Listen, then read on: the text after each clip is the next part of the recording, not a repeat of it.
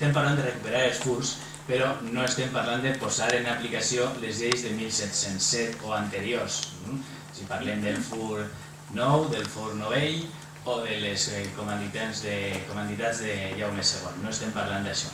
Estem parlant de recuperar el dret de legislar sobre el dret civil. Les lleis que ha tombat el Tribunal Constitucional, interposats recursos per el Partit Socialista i per el Partit Popular contra les normes, són la llei de sistema econòmic matrimonial valencià, que recuperava l'antic sistema econòmic matrimonial valencià, però que és el sistema econòmic matrimonial que tenen la majoria dels països d'Europa no napoleònics, que és la separació de béns. També ha tombat la llei de custòdia compartida, que estava catalogada per els expertes en dret matrimonial com una llei molt progressista. L'ha tombat el Tribunal Constitucional. Aquí nosaltres votarem a favor de les dues, evidentment. Tenim que recordar que els valencians perguérem els nostres furs per una acció legal molt determinada, que és el dret de nova planta. I mai els van recuperar. Ells eren una senya d'identitat del Regne de València que no el va recuperar mai. I som l'únic regne de la Corona d'Aragó que no el va recuperar mai.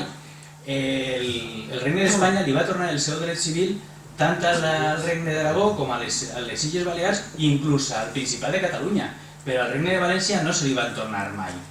És una discriminació històrica a afegir a les moltíssimes més que tenim respecte a l'Estat, el finançament, la inversió en infraestructures, el dèficit d'inversió en infraestructures, el nul desenvolupament, per exemple, de l'eix mediterrani.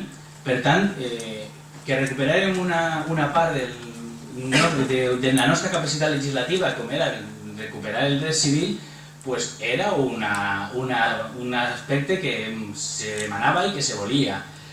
Com he dit abans, les lleis que ha tombat del Tribunal Constitucional eren lleis actuals, modernes, i en el cas de la llei de custòdia compartida, realment progressista, independentment de que la va aprovar el govern del Partit Popular. Era una llei reconeguda tècnicament com molt progressista.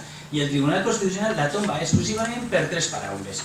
L'article 149.1, capítol 8, diu tres paraules allí donde existían. I per aquestes tres paraules, per un tecnicisme semàntic, que a més el vot particular del magistrat que vota en contra és extens i és excel·lent, ens ha tombat dos lleis i tombarà la tercera.